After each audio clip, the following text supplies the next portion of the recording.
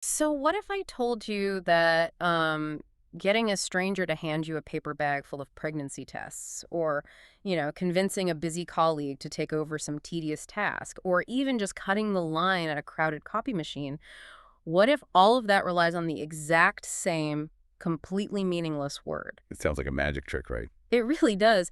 But I want you, the listener, to think about a moment recently where you really wanted a favor or maybe an upgrade. Yeah, we've all been there. Right. You had the thought, you felt the desire, and you mapped out this whole interaction in your head, and then almost instantly you just talked yourself right out of asking. Which is so common. Because you decided, well, the other person's going to be annoyed. You assumed the answer would be a hard no, and you just stayed quiet. Exactly. We negotiate against ourselves Mm. before we ever even open our mouths. Yes. We literally do the rejection for them. We completely pre-reject ourselves to save the other person the trouble of doing it. And I mean, the underlying mechanism there is this deeply ingrained, almost mathematical conviction that we just understand how the world operates. Right, like we've got it all figured out. Right. We operate on this baseline assumption that strangers are inherently protective of their time and their resources, and therefore they're going to be naturally hostile to our unsolicited requests. But what if that baseline assumption is entirely miscalibrated, like totally wrong? Because that is our mission for today's deep dive. It really is. We are going to completely dismantle that fear of rejection. And we are pulling from a truly fascinating article in Psychology Today titled, What If Everything You Wanted Were Just a Word Away? Such a good piece. It's by Dr. T. Alexander Pudio. He's an expert in organizational performance and actually teaches influence and persuasion at Harvard. And, the core thesis we are unpacking today from his work, it represents a massive paradigm shift. Oh, absolutely. Getting people to help you, like actually getting that coveted yes, it doesn't require you to be some master negotiator. You don't have to be a smooth talker. No, not at all. It doesn't rely on Machiavellian tactics or, some innate magnetic charisma. More often than not, it literally just requires a structural linguistic cue. Which, okay, on the surface, that sounds a bit like self-help magic, I know. It does sound too good to be true. But the underlying data is wild. And to prove it, we are starting with a real-world test that Dr. Pudio ran with his own students. It perfectly confronts this universal fear of asking strangers for things. Yeah, so Dr. Pudio decided that having his 60 influence and persuasion students just, read about these theoretical concepts in dusty journals, that just wasn't enough. Right. He forced them entirely out of their comfort zones with this highly unusual, deliberately restrictive assignment. They were given exactly 90 minutes, just 90 minutes. A total scramble. Yeah, they had to leave the safety of the classroom, roam the university campus, go out into the surrounding city streets, and acquire this bizarre scavenger hunt list of objects and experiences. But there were strict rules. Very strict. Every single item had to come from a complete stranger. And the only acceptable method of getting these items was simply to ask for them. So no trading. No trading, no buying, no bartering, just asking. And we aren't talking about asking for directions or the time of day either. No, these were weird. Right. The list included highly irregular requests, like getting a stranger to write down a personal secret on a paper napkin. Which is incredibly intimate. Exactly. Or asking for small trinkets and inventory from local shop owners for free. Yeah. Or convincing a stranger to just record a short piece of audio advice on a phone for the class. So weird to ask a stranger. Right. These are low financial value, but incredibly high social friction items. Stuff you would normally never dream of requesting from someone you just made eye contact with on the sidewalk. Okay, let's unpack this, because the setup here reminds me so much of a video game. Oh yeah. How so? When you play an RPG, a role-playing game, you can just walk up to random NPCs, like non-player characters. Right. And you just press a button to interact. And because they are programmed to do so, they just hand you a quest item or a piece of inventory. They just give it to you. Yeah, it's totally transactional and weird, but trying to apply that mechanic in the real world, walking up to a stranger who's just, trying to get to their lunch break and saying, hey, can you write a deep, dark secret on this napkin for me? It sounds completely absurd. It feels like an absolute recipe for getting yelled at. Yeah. Or just completely ignored. And that dread you were describing, that was the prevailing emotion in that classroom before the clock started. I can imagine. The students were terrified. They assumed the public would be bothered, annoyed, and that they would face a tidal wave of mass refusal. But 90 minutes later, they return. And the podium desk at the front of the room starts looking like the aftermath of a chaotic, surreal heist. It was completely covered. Yeah. There are handwritten notes with secrets, there are sweets, assorted, random objects, but I mean, my absolute favorite part of the article is the paper bag. The paper bag is legendary. Someone actually managed to bring back a paper bag filled with pregnancy tests? Yeah, so one of the student groups had gone into a local pharmacy, located a worker, and just explained the story of this strange university assignment they were participating in. And then they just asked. They just asked. And the pharmacy worker simply handed over the box of tests. That is so wild. And it wasn't an isolated incident. Nearly every single group completed almost the entire list. Wow. What's fascinating here is the psychological takeaway from that podium. The students were stunned, not by the weird objects they managed to collect, but by the complete shattering of their own expectations. Because the strangers weren't mad? No, strangers weren't annoyed at all. Instead, the public was frequently amused by the absurdity of the requests. And crucially, they were quite happy to help. It completely flips the script on how we view society. I mean, we walk around thinking everyone is in their own little defensive bubble, guarding their resources. Like everyone is just out to protect their own time. Exactly. But Dr. Pedio points out that the barrier keeping us from getting more out of life isn't that other people are refusing us. The barrier is that we never issue the prompt in the first place. We don't even press the interact button, to use your video game analogy. Right. But getting that initial interaction going is just the spark. If people are secretly happy to help, what actually flips the switch in their brain to make them say yes? Well, to understand the mechanics of that yes, we have to look at how humans process requests. Okay. Like, why did that pharmacy worker hand over the inventory? Why did people write down their secrets? The answer lies in the fact that the students didn't just demand things, they provided a reason. And the article dives into a classic study that perfectly illustrates this mechanism. It's from the late 1970s by Harvard psychologist Ellen Langer. A very famous study. Yeah, and it takes place at a university photocopy machine, which, if you think about 1970s office culture, the copy machine was a high-stress bottleneck. Oh, absolutely. No PDFs, no email. Right. There was always a line, people were rushing, and the machine was constantly jamming. The famous copier study. Yeah. So Langer's researchers would approach people who were actively waiting in line at this busy machine, and they would ask to cut ahead in the queue. Which is an incredibly bold social maneuver. Very bold. Cutting in line is a universal social taboo. It immediately puts people on the defensive. It does. So Langer tested different variables of the request to see how the brain reacts. First, the researchers made the request with no explanation. They just asked. Yeah, they just said, "Excuse me, I have 5 pages. May I use the Xerox machine?" And as expected, only a modest portion of people, about 60%, agreed to let them cut. Which honestly is still higher than I'd expect. True, but then they altered the phrasing. They added a reason. When they changed the request to, "Excuse me, I have 5 pages. May I use the Xerox machine because I'm in a rush?" The rate of compliance jumped dramatically to 94%. 94%. Almost everyone stepped aside. Here's where it gets really interesting. Because the article points out that the reason they gave didn't even have to be valid. This is the best part. Right. The researchers tested a third phrase. They said, "Excuse me, I have 5 pages. May I use the Xerox machine because I have to make copies?" Yep.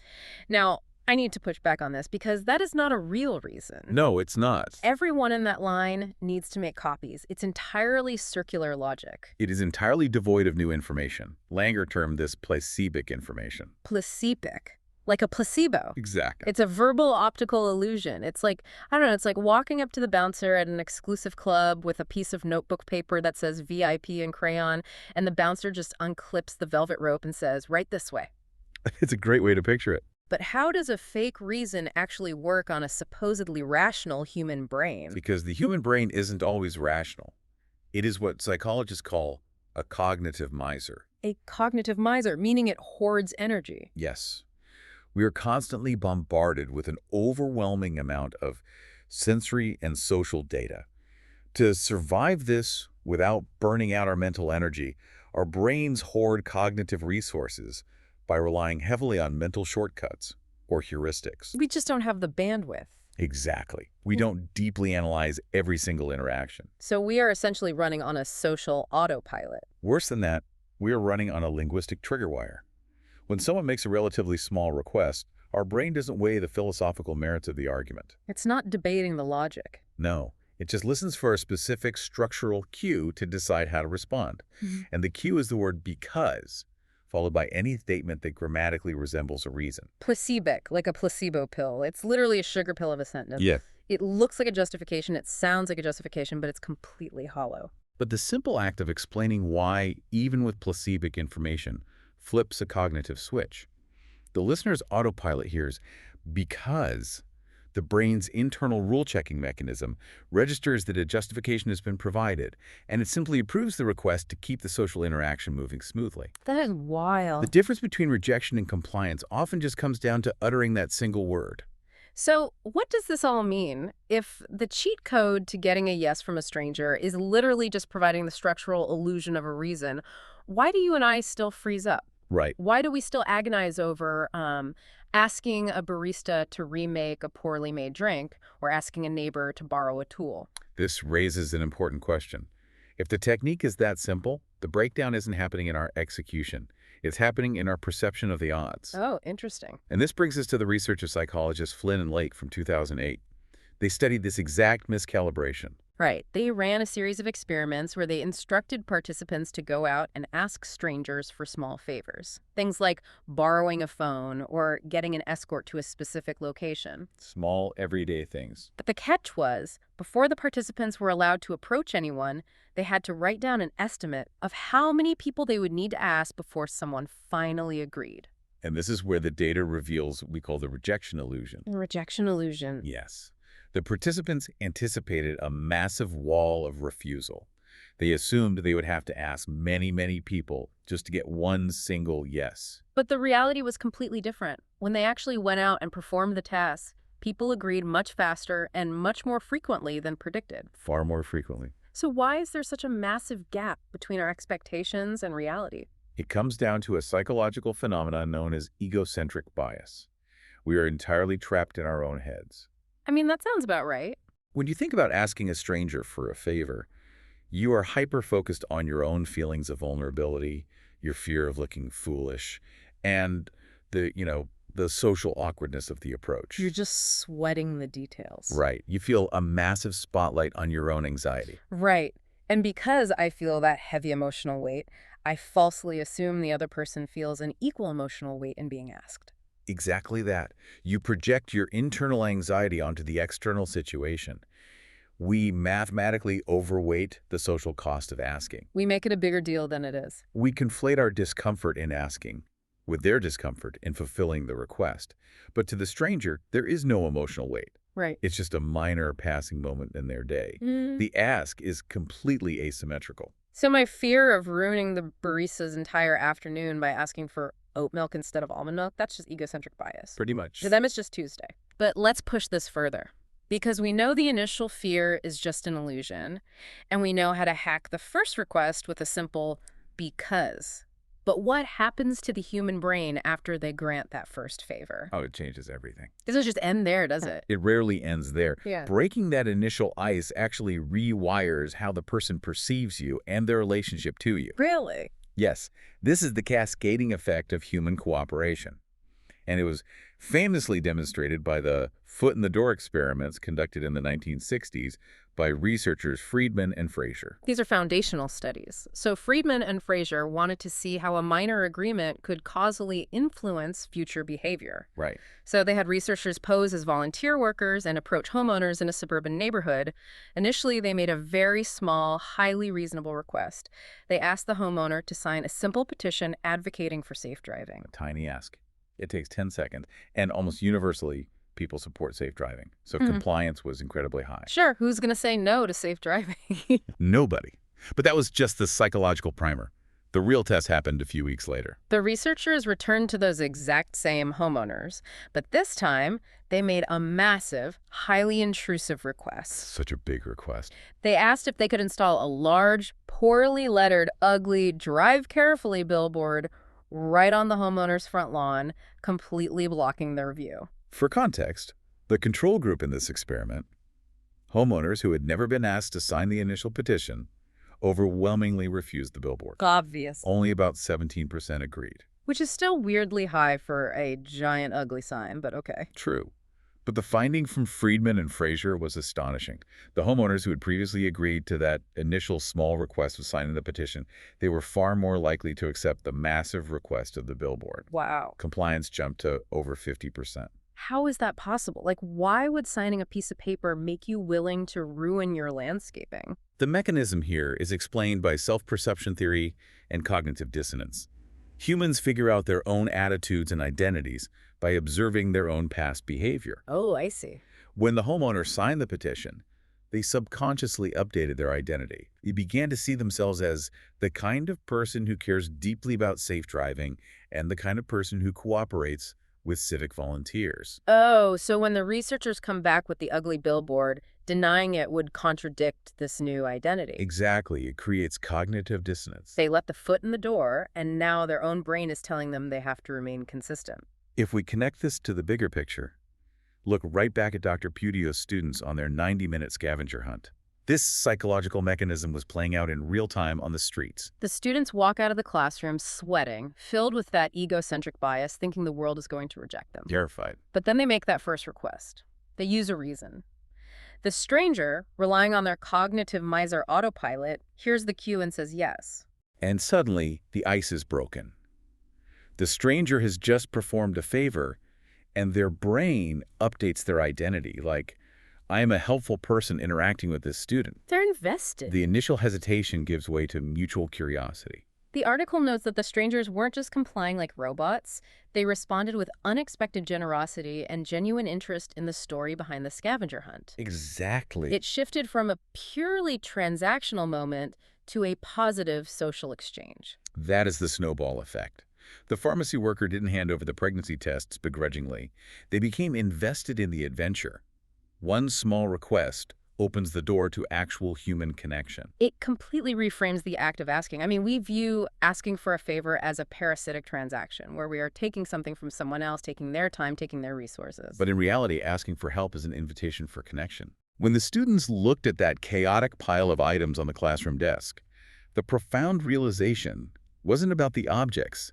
It was the realization that the invisible barriers they had imagined holding them back in life simply never existed. So let's bring this all together for you listening. The core message of this deep dive is incredibly clear. Very clear. The barrier keeping you from getting more out of your life, from getting the help you need, or from experiencing deeper connections with those around you. It is not the inevitable refusal of the world. The barrier is your own failure to ask. The data is definitive. People actually want to help. You just have to override your egocentric bias, give them a structural reason, and make the request. Which brings us to a challenge. We are passing on Dr. Putio's real-world homework assignment directly to you. I love this. Your mission this week is to run a small experiment in your own life. I want you to pick one thing, just one thing, that you have quietly assumed you couldn't have. Something small. Yeah, maybe it's a favor at work, maybe it's a discount, maybe it's just asking a stranger for directions. Pick that thing you normally talk yourself out of, provide a reason, and ask. You might be shocked at how easily the velvet rope unclips.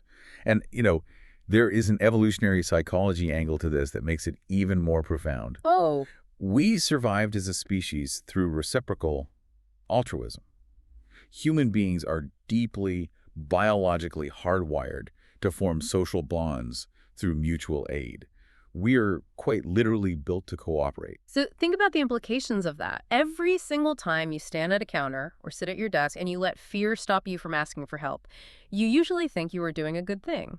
Right, you think you're being polite. You think you are saving the other person from an imposition. But what if the world is actually hardwired for cooperation? And every time you let fear stop you, you aren't just holding yourself back, you're actually depriving someone else of the very real psychological joy of being helpful. That's a powerful thought. People like to be useful. They like to feel competent and kind. So the next time you feel that hesitation, remember, you might be one word away from exactly what you want, and you might just make someone else's day by letting them give it to you.